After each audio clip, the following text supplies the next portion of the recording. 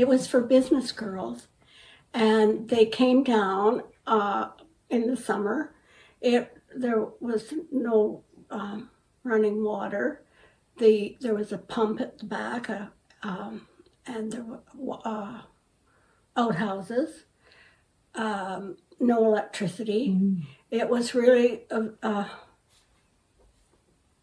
large barn of a place. Porches on three sides. So the porches went around the west and the east and the south side, up and down. So where we're sitting in is a glassed-in room. Would it have been a porch at one time? An open veranda. Wow. So were they able to cook here and prepare foods? Yes. The kitchen ran across the back. It was a lean-to at the back, and I'm sure they had a cook that they hired. I was at the museum last week, and Mike Baker brought down an advertisement for a summer home, and it was for 1950. And Dad and Mom bought this place October 51, so it was probably just at the very end of it being a girl's.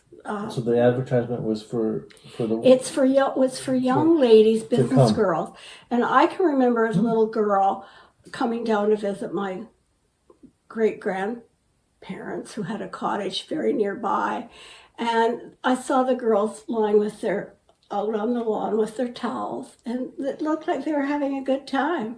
When this place was built, it was not on the water.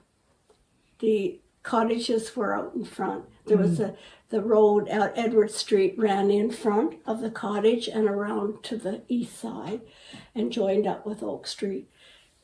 Now, can you remember the road being there? Yes. Wow. It was there when Dad bought the cottage, and he waited. In fact, I remember traveling on the road to go to visit my great-grandparents who were down on Edward. But Dad was approached by Mr. Moore in London, who was the president of the Y in the 50s, and he asked Dad if he knew of anyone in St. Thomas that might be interested in buying it. And we had stayed the year before at Alma Villa when it was a hotel, and we loved it. It was great, and my mother had a history of being here with her parents and grandparents. Loved it. So right next door beside me was my Aunt Polly. Now that was my father's family cottage, and we lived in my mother's family cottage. And my Grandpa Nash gave that to my mother, and they bought another cottage further down, which is 242 Edward Street. So that's where Grandma Nash and Grandpa lived, only my grandpa died when I was 3, so I don't have a lot of memories of Grandpa, but Grandma lived till I was in teacher's college, actually, so I was finished university by the time Grandma died. So I have a lot of memories of Grandma, anyway, in that cottage. And then Aunt Polly was right next door. And then the Andersons were kitty corner to us. And Mary Anderson was my first cousin. Her mother and my father were brother and sister. And then I had the Baldwins up the street, 4 cottages. And that was my mother's sister and family. So I had both Smiths and Nashes, which were my families. They were all there. And then Uncle Chet was over on Kitchener Street. And what do you remember? What did you do with yourself as a kid and as a young person in Port Stanley in the summers? Okay, well, there was a lot of things that we did. And I will say our families organized a lot of sort of fun things for us to do. But I was the oddball in the whole group because I'm an early riser. Like I was always up at 7 and ready for bed at 10. And the rest all would sleep till 11. You know, teenagers, they all want to spend the whole day in bed, it seemed to me. And so I'd go for an early swim in the morning and I'd do all kinds of things. And then once they'd get up at 11, then I'd go and have fun with Betsy or Melody. The two I hung out with the most were Betsy Anderson and Melody Baldwin, were my two cousins, one on either side. And did you spend a lot of time in the lake? I spent a lot of time in the lake. I loved to swim, and we would swim. One of the things we did, my mother used to be a real swimmer at one time. She wasn't by the time I was around, but because my parents were older when I was born. Mother was 39 when I was born, and Dad was 46. So they were married after the war, late in life. They both lost their fiancés during the war. I used to swim down to the McManus Dock. That was about there and back was about a mile. So we thought that was a good swim. We would swim down there often, or we'd swim out to the lighthouse. But we'd get in trouble sometimes if we went out to the lighthouse because Strong currents, yeah. well, it isn't that. It was the village and the boats and stuff. They weren't too keen on having kids swimming out to the lighthouse. So we'd often swim to the little lighthouse that's on the other pier and climb up on the rocks there and have a rest and then swim back in. But it was not shallow then like it is now. It's very shallow due to the berm. Like the berm didn't exist in those days. So So when did the rink was in the winter. On They top had of the village had boards that they put up with braces that went outside, and George Baker, who lived next door to my mom and dad, he flooded it, and we had they had lights on at night, but you weren't supposed to have a hockey stick on there.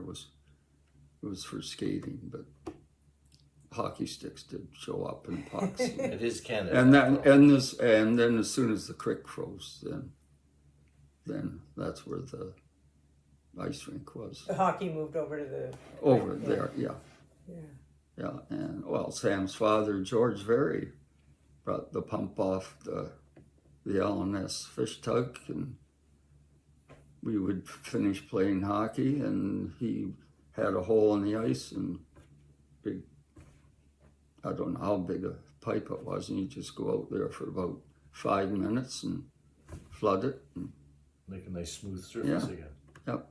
So that tells us something right there, because these days Kettle Creek hardly freezes. It freezes a bit and then it thaws again, but it sounds like you could skate all winter up there. Well, pretty much. Yeah.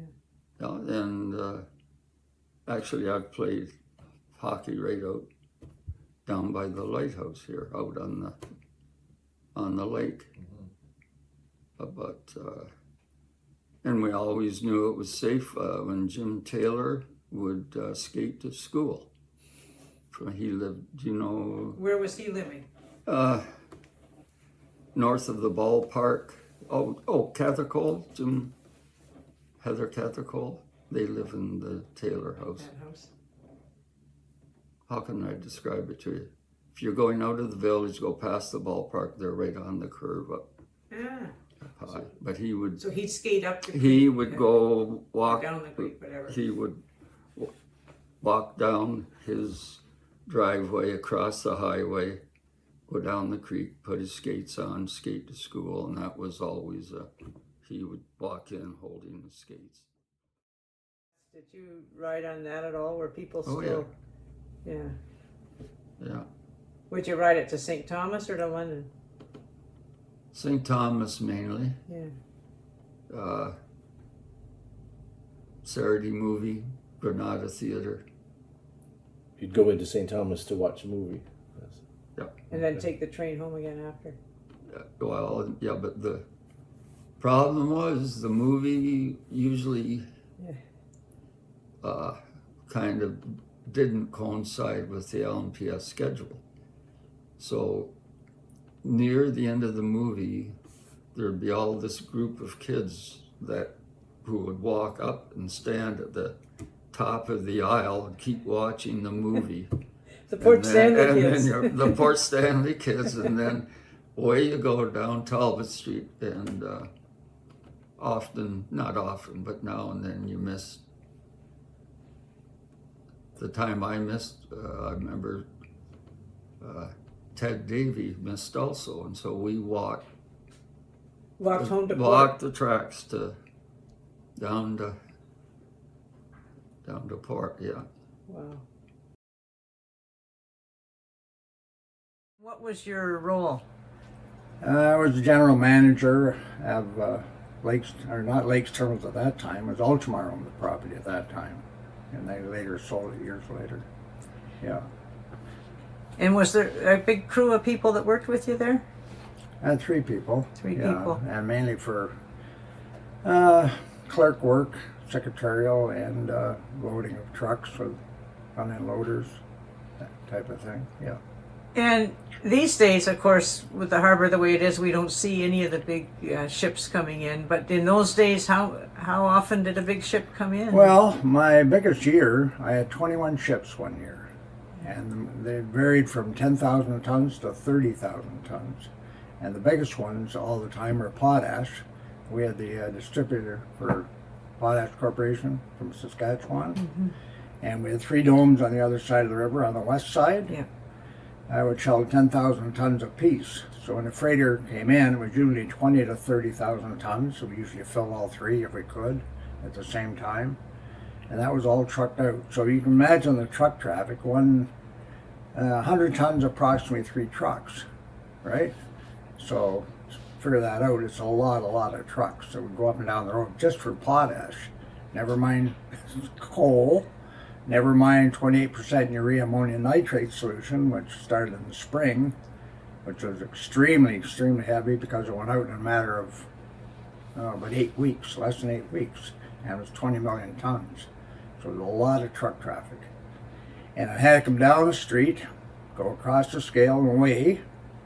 Then in case of getting potash, would have to drive back up the street, over the bridge, down to load out of the domes, up to the next bridge, cross that bridge, back down and out of the scale. So that one truck would make 4 or 5 trips. So it was a lot of truck traffic every day, hundreds and hundreds of trucks. And where was You talk about hockey. Where do you play hockey in Port Stanley? On the frozen lake. On the We lake? did. We did. Church On Pond. the creek? Creek? On the church pond. So Church Pond, meaning behind the Anglican Francis Church? Street. Behind the Anglican Church. That was We come all over the hill. swamp. It was all pond. And you, we played there if you all wanted the to go time. with your The girlfriend, creek. go for a skate, you go way out back and you skate Yep. all around There's with like your a girlfriend. stream. Come down and Yep. play hockey. Yep. Come down and play hockey. And you'd get down and you Yep. take no socks, put the skates on and go out No and sit. pads. Yeah. Nothing And like we'd that. get there, and the guys would always clean the rink off. It'd always be clean. And then the girls would come out and said, "Well, it's our turn." I would Yeah. say, "No, it's your turn. You're going to clean the rink then." And they would. The girls would get out and they'd shovel the pot and they'd do like that. And if we played on the creek, it was co-ed. It was guys and girls. I can remember the Stevenson girls Yep. playing hockey and stuff like that. And we'd have a big It was pond, big screen area down in front of stands and stuff like that, playing hockey down in the creek. The girls would play in the same Oh yeah, team? Oh, yeah. yeah. One liked to play Yep. goal all the time. Yep. Couldn't, no pads, no nothing like that. She'd play goal without any pads. Yep. And when she'd stand there with her step, Jerry'd stand there and I can stop this. You know? Yep. So that was kind of fun. And then skating, you could go right out past the pier, and you could do this with automobiles back Yeah, then. we did because it so too when we careful. got older. We With cars. drove out there. Drove out Oh to yeah, the beach. all the time. We had an Yep. old 52 Doesn't matter here. MGA, and we just get out there and just roll and then spin the wheel and you just go On like the it. ice. On the ice. Back then, you On could, the you could go ice. down and go right from the beach right Yeah, onto it too. right back onto then. the ice because it was so so thick. thick. There's nothing stopping you, no barriers. And when you, if you got over to Little Beach, over to your side, over there, and was in behind up behind McManus is down there too, right? You could shoot a puck and you chase It'd the be puck. gone forever. It'd be gone forever today, and you only got to do that once in a while. And I think I've only seen it maybe twice that I've seen fish frozen in the ice too. Yeah. You know, in the ice when you're playing hockey. And then Bob Pearson, who we played bridge or play cribbage with, I got him to go skate. We had one year, maybe 10 years ago, when the ice was really nice, and went up and skated on the ice. Haven't done it since. We were hoping this year, when it was nice and clear there for a while and it started to freeze up, we'd go down the creek and stuff, maybe skate a bit. Back in 1945, when Dad got out of, he didn't know what he was going to do. He was just a married man. Sherry had been born, and he hadn't even seen Sherry yet, you know, and he was coming out of the armed forces. riding on a frigate or a crater or something. He was They were in the doing- Navy. Yeah, He was in the a Navy surgeon and in stuff the like Navy. that. And he didn't was we had a cop by the name of Cease Everard down here, and he said, "You want a job, Doc?" And he said, "Yeah, I need a job." He says, "Well, there's a little village, and it's called Port Stanley. Would you like to go there?" He says, "Yeah, I guess I could do that for a few years." You know, so he came into Port Stanley, and we were born then, and he's starting to settle in pretty good. There's only a population of maybe 900 people back then. Yeah. Okay, so he's We knew serving, everybody. Year round. Yeah, Yeah. he's serving the community there. And when we were first there, if they wouldn't pay him, we would never go hungry. No.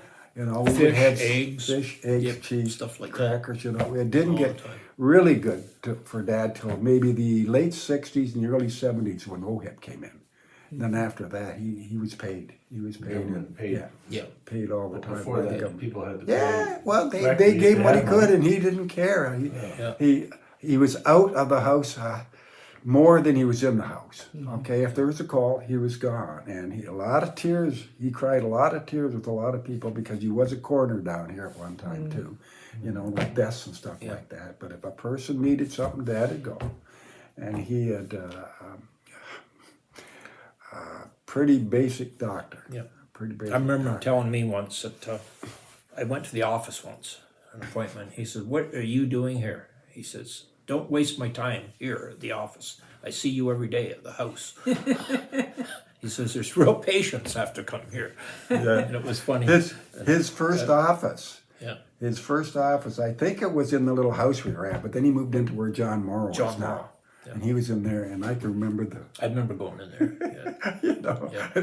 going to this side, you were going downhill to this side. Yeah. He had a little waiting room in front, and then you had an examining room, then his little office way at the So back. the floors were. Yeah, the floors were curved and stuff like that. But John straightened it up all right. And then after that, he moved over to Main Street, right beside Alvin Culver's. That's right.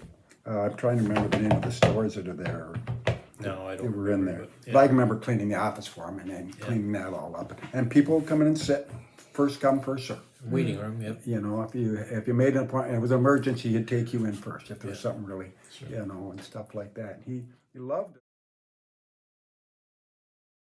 About 1954, I think.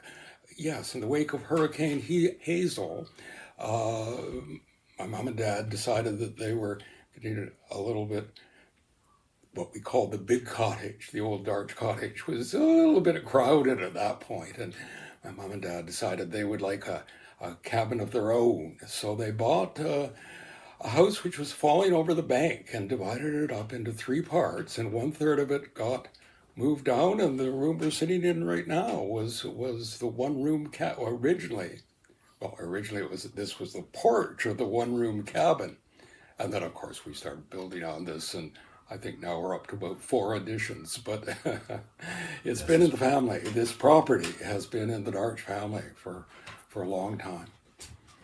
A long time. So back, we're talking 1800s, eh? That Oh your yes, uncle, let's your see. great-uncle, or- According to the London Free Press, John K. Darch bought the original Darch cottage in 1907, and again, according to the London Free Press, it had been built in 1883. Prior to that, family history has that cottage was moved 7 times. Moving And it. that was the 7 that cottage, times. 7 times. And that was typical of all the cottages along the lakefront.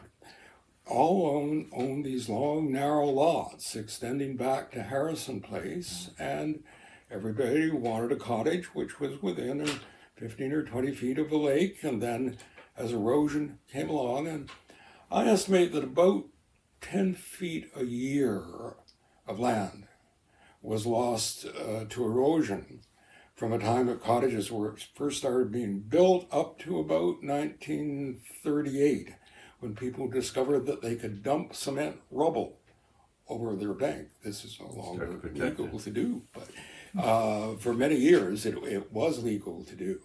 But that was started in about 1938 that people started dumping this rubble, I think. But prior to that, when everybody had cottages on the lakefront, when their land eroded, no problem. Everybody's cottage was on cedar posts, and you just jacked your house up, fastened it to a tractor, or maybe even a team of horses, pulled it back 20 feet, put it on new cedar posts. So 7 times the large cottage, we think, was moved back and back and back. And they planned for it. We would go down the street when we were little on our own to the park at the very end. So where the condos are now, that was parkland at that time. Yeah, it was a wonderful, huge park with enormous trees and full of squirrels. And that's where the incline came up to the top, and there was a booth that was open random times where you could go and buy a popsicle. Not too much there, but we had so much fun there. And they had a platform in the park. It was about this high off the ground, and they had every summer they had the Irish picnic, and we would go down there and we would all look for green stuff to wear. Never had any green stuff to wear, and watch the girls, I think it was all girls, on the stage doing their Irish dances. There were a lot of different picnics held down Oh, there. I tons can of remember picnics, going to and things. As You a know, it kid. was a busy day when the cars were parked all along Front Street, almost to our cottage, where there was not enough room to park. Oh boy. There was also one summer when we could roller skate at the Stork Club inside, which was nice because if it was raining, you couldn't use the other roller rink. It wouldn't be open that night. So, and it was a huge floor to be using for roller skating. Was that when they weren't having as many dances that they started having the roller skating, or was it just different nights? Or Well, it would be midweek. midweek. Yeah. And otherwise, there was an outdoor roller rink. Yes. So the Stork Club was at the one end, the roller rink at the other, and right now that land is owned by Mackey's, and it goes right to the street, Edith Cavell. Yeah.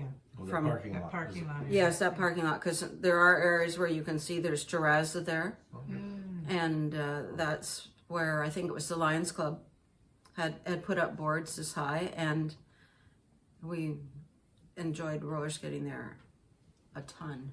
Yeah, and I'm just looking at this ticket for it was membership for the 1966 season. The Lake Roller Drum Club, 50 cents for the membership. For the season. And then it says dues 50 cents. So just June, July, August, September. Yeah. And here. So he started to look for a place himself and for our family. His original idea was a barn. He wanted us all to have our own bedroom, which was very generous of him. And he wanted space to show off his antiques. He had started collecting antiques. And a barn seemed to be a great idea with the old beams and all of. Somebody said, why don't you look at the old mill up in Selborne? And Selborne being the little village that's basically where the trailer park is across to Moore Water Gardens, was the town of Selborne. And the mill was on the other side of the Fingal Road. The pond that the Trout and Salmon Club used, the big pond there, was the pond that fed our mill. So anyway, Father went out and looked at it and fell in love with it. They turned it on for him when he was there, and he told me that the whole building shook once you got the millstone spinning. And How long, John, then, since it had been used to grind flour? 1942 was when it went out of business. Father bought it in 49. He first of all had to find out who could move it. So a guy by the name of Cliff Gillard, who owned a pig farm where Kokomo Beach subdivision is, Cliff agreed to take it apart and reassemble it on a piece of land east of Port Stanley for $400. When they finally got it done, Gillard had, the bill had gotten up to $1,400, but certainly well worth the job that he did. He had to get obviously a place for the mill to go. Evelyn Harrison was the last of the Harrisons that owned the big farm that Orchard Beach is basically on. She still had 20 acres east of the last cottage, and that's the 20 acres that Father bought. And you'd have to go up Brayside, and at the end of Brayside there was a street called Lawrence that went straight south down to where there were a couple of cottages that had been demolished, but the ruins were still there. And then Father built a lane off of Lawrence up onto a hill very similar to the hill we're on now. And that's where Gillard took all the pieces and put it together. All of us at that time were young, with young families and not a lot of money.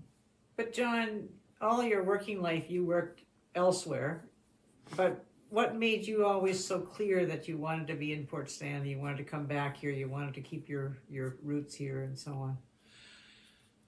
I've thought about that, and I really don't know the answer. I was here when I was 1 year old. I was here every year of my life. I got to have friends here. It just was me. It's hard to... I knew Georgian Bay, I knew Muskoka, I knew Lake Simcoe. In the years that the mill was in the field, we rented a cottage at Big Bay Point in Lake Simcoe. So I knew what the other alternatives were. I always thought of this property as a farm near a lake, not a cottage on the water. So, and that's what it is. You've also spoken quite fondly of your father many, many times. So you must have had a very strong connection here and keeping this building. Yeah. Would connect you. Yeah, keep good for that you. connection. That is true. And he would say things like, you kids will enjoy this. I'm doing this because you kids will enjoy this. This is forever. So it was sort of instilled in my brain that someone is going to have to step up and do this. And of the four of us, I was the obvious one. That's why Warren arrived with the letter and the girls had all agreed. And that's why I had said my quarter will never be for sale. It was an inexplainable destiny that was in me. Well, you listened to him. Things. I worked all of my 4 summers in high school at Mackey's, the original Mackey's, for Marjorie and Ken Turnbull. They had pan boys where the boys would cook the hamburgers and hot dogs. I was a table girl. Our job was to clean the tables and to make up the relishes. Mr. and Mrs. Turnbull lived on William Street, just as you're going to go around the corner to go by the Legion. The Hutchinson's is the big red house. The one just behind it, it's a tall brown brick. That's where Mr. and Mrs. Turnbull lived. And the table girls had to go every day, walk up to Turnbull's and have an hour off and sit on their front porch. And Mr. Turnbull had this beautiful, great big Cadillac. And the oldest pan boy, because we always worked till 11 o'clock at night, his job was to get the table girls into the car and drive them home. We never were allowed to walk home. We got ourselves to the job, but at nighttime, the Turnbulls would not let us walk home. So they would drive you in that big Cadillac. Yes, And drop you off. and you had to earn that right. The boys did for Mr. Turnbull. Mr. Turnbull was very brusque, very abrupt, but very caring. And they had 2 ladies, Mrs. Young and her mother. They worked in the kitchen. They made the special sauces and the relishes, but also we all would have dinner there. Their job was to make dinner for all of the kids in the chip booth, which were only boys, all of the boys on the counter in the main booth and the table girls. And Mrs. Young and her mother would make us dinner, meatloaf, pork chops, whatever.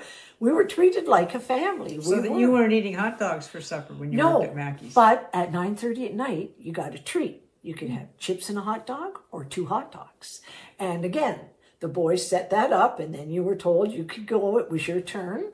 We would hold crib tournaments when it wasn't busy we were on a break. We'd take turn, and all the kids would do crib tournaments. And again, where the Buccaneer is now and where you get to Casware, in that area there, this side of the roller rink, was a cul-de-sac of small cottages, and they were owned by Mrs. Lombardo. And the Lombardos were from London and very well related to Guy Lombardo, but all little cottages. And Mr. Turnbull rented all those cottages for the summer. And all of the boys that came from out of town to work, you had to live in the village. And he arranged for them all to live in the cottages. The girls all lived in the village. There wasn't a girl from out of town that came and worked, but the boys did. A lot of the boys from university and whatnot came.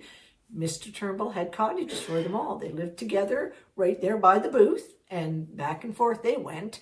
And they treated us all like family. They really did. It was a great experience. And then in the winter, I worked at the Stork Club, first for Lloyd Gurr and his group, and then for John and Blanche Nemeth. And again, I worked as a waitress. And the interesting thing at the Stork Club was the kitchen was downstairs, and they had these big dumb waiters that would take all of the food upstairs, and we would climb the stairs, and we served lots of companies' Christmas parties, and we would work the dances and run the food. And I worked for John and Blanche Nemeth for 4 years there. And when I was little, my mom was Lloyd Gurr's ticket taker at the Stork Club. When Tommy Dorsey was there, when Glenn Miller was there, when Guy Lombardo was there, and we were living on William Street, right by the train tracks. My grandmother on Saturday nights would bath us all, put us in our pajamas, and we would walk down to the front of the Stork Club, and there were benches, and we all got to sit there and watch the ladies go in their beautiful dresses, because everybody dressed up. You didn't go anywhere in jeans or whatever. So our Saturday nights in the summer, we're sitting there, and then in the winter, my dad would go and help with my mom when they did the big New Year's Eve parties at Stork Club. And my mom worked in the grocery store and worked at the Stork Club. The window that was in the old library was transferred, and that was the one item that had to be transferred into the new library. So when you walk into the theater through the front doors, the theater right to your right is the library, and that the window is. The Lions Club have all the land on the west side of the river. Is that Lions Landing, it's called now. Back, it would be probably in about 1961 or 62, McManus had that land and gave it to us. Oh, wow. Said we could use it for whatever we wanted. And then Max Jolliffe got involved, and he wanted a dock there. So he put a dock in, and we charged him for the dock, and he gave us the money back, type of thing. And then when Penny Tommy became Reeve, Port Stanley, she said that land would forever be green space. It would never be built on. Whether that'll change now with Central Elgin, although Central Elgin's been very good, and we lease that property from them every year. And as a park, it has to be the park area has to be a public park. And a lot of people think that Central Elgin covers the cost of that, but they don't. It's the Lions Club covers the cost of cutting the grass and washrooms and looking after everything. And the money does come from the boat docks. And you felt like the other year when there were floods, you had a lot of those tables were affected and everything? We did. I think that was probably the worst flood we've had. It was the ice the ice that pushed all the tables back out of the way.